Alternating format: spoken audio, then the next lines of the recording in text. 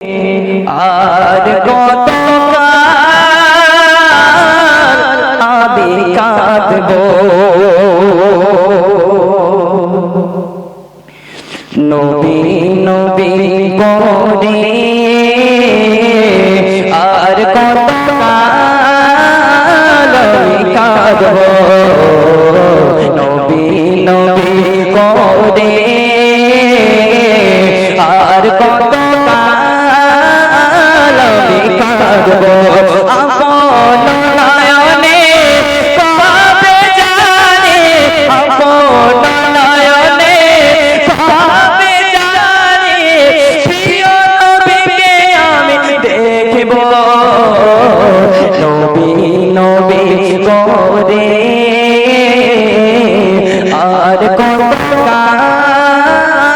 আমি কাঁদবো নবী নবী করে